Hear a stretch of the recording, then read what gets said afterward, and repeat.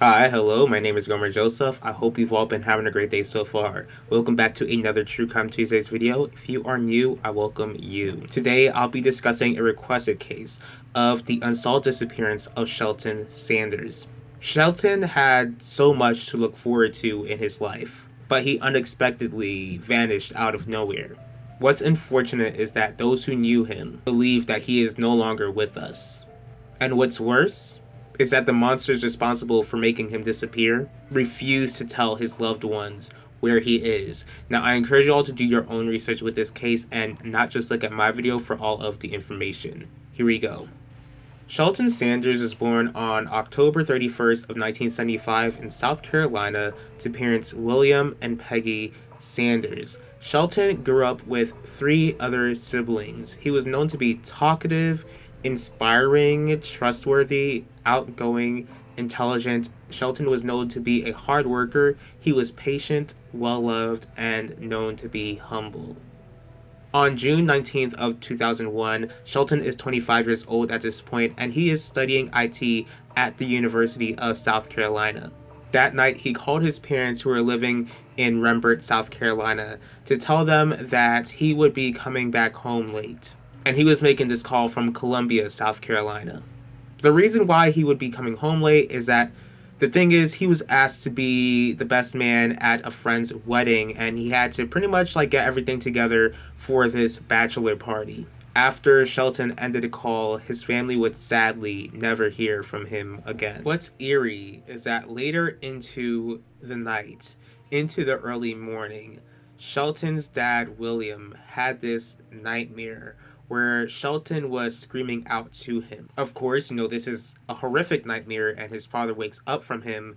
Then, wanting to know if his son is okay, he tries calling Shelton, but unfortunately, there is no answer. Shelton's family was getting extremely worried that he wasn't home, and especially he wasn't like this. Whenever he said that he would do something, he would go ahead and do it. His family is unable to go ahead and reach Shelton, so they begin reaching out to Shelton's friends to try to figure out if they saw him, but none of his friends did see him. Since Shelton's family was running out of options, they did call the police, but as usual, whenever an adult goes missing, the police tells the family that they have to wait 48 hours to start looking for them, even though Shelton was not, the sort of person to just up and leave and just disappear without letting anyone know where he is.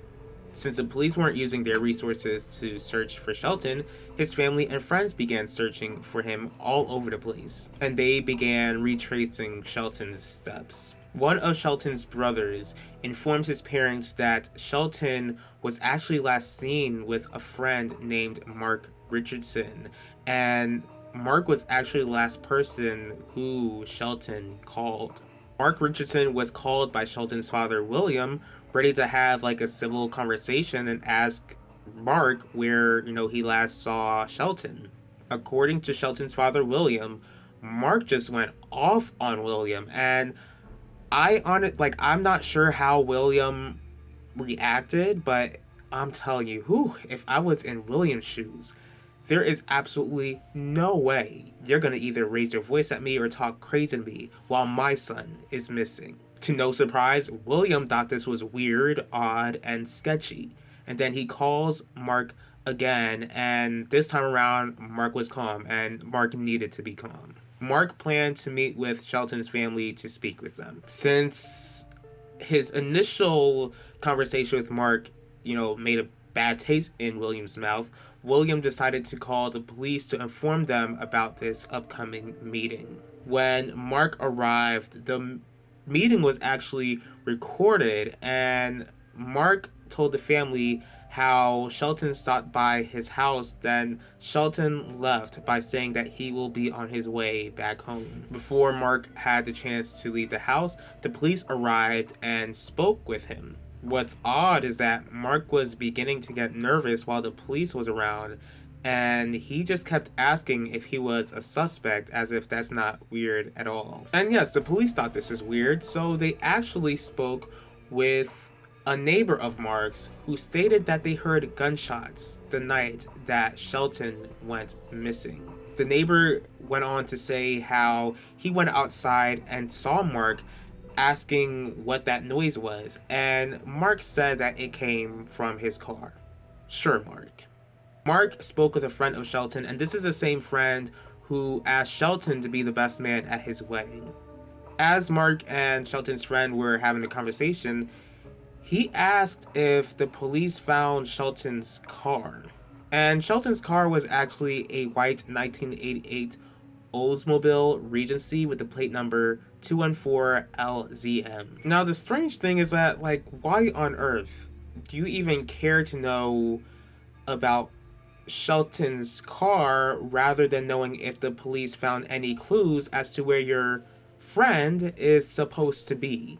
On April 26th of 2003, almost 2 whole years since Shelton went missing, the police noticed a group of kids drinking around a white vehicle in the parking lot of the Greenbrier Apartments, and this was Shelton's car. They found the vehicle, but they found no Shelton, and this was making the police believe that Shelton was no longer living. After finding the vehicle, the police questioned Mark after they found out that his phone was pinged near the place where Shelton's vehicle was found.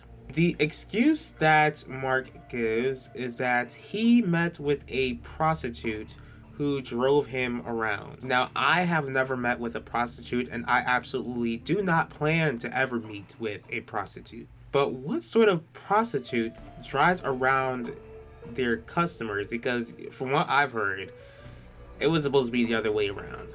But anyways, Mark is claiming that he's in this prostitute's car and that she drove him near the area coincidentally. Yes, the police thought this was weird too.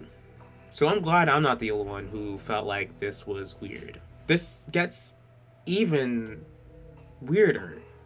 Mark proceeded to ask this hypothetical question, and I don't know who in their right mind would ever ask a hypothetical question when they're being questioned by the police. Mark was asking if there was any such thing as someone accidentally passing away, and proceeded to ask how he could explain getting rid of a body. The police are like, what on earth are you even talking about? Then Mark denies even asking about it. On October of 2005, 4 years after Shelton disappeared, Mark Richardson was arrested and charged with taking Shelton's life. It would take 3 more years for the trial to begin. What was extremely challenging about the trial is that they would try to prosecute Mark without Shelton's body being uncovered. During the trial, the information that I already discussed with you was already discussed in trial, but then also there was a friend of Shelton's and Mark's who stated how Mark heard voices in his head telling him that he needed to go after his friends before his friends went after him. So after the trial was over, the jury had, like every other jury, they had to come to a decision. Now, all of the jury members, if they were all paying attention to everything that was presented in court, they would have to go ahead and come with a reasonable decision on whether Mark was guilty or not guilty. Despite them receiving all of the sketchy evidence that was presented before them, and again, if they were paying attention to what was going on in court, it seems like they didn't have, at least a good number of them, didn't have any common sense and couldn't agree with whether Mark was guilty or not. Due to the jury not able to reach a common decision, this caused a mistrial due to a hung jury. This absolutely devastates Shelton's family, understandably, and it was like,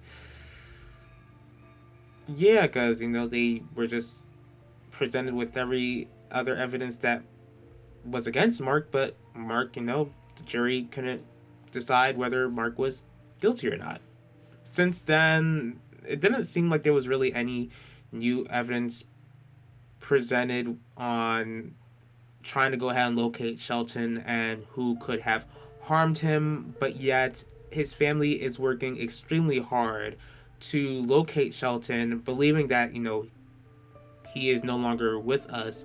And, since he's no longer with us, they want to go ahead and make sure to find him in order to, give him the proper burial. On top of finding Shelton to give him a proper burial, they are still seeking justice for him. If you are watching this video and you have any information at all, please be a snitch. Call 911 or the Richland County Sheriff's Office, which is 803-576-3000.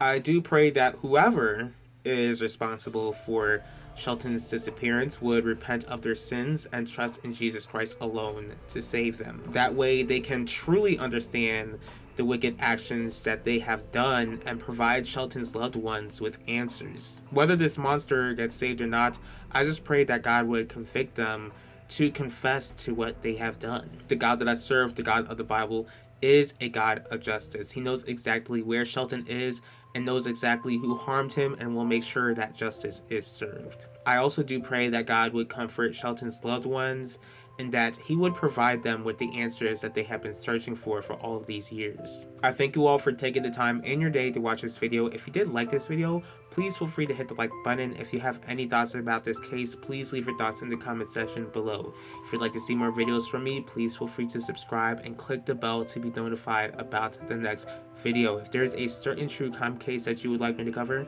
go ahead and let me know. I will see y'all for the next True Crime Tuesdays, and I will talk to y'all later.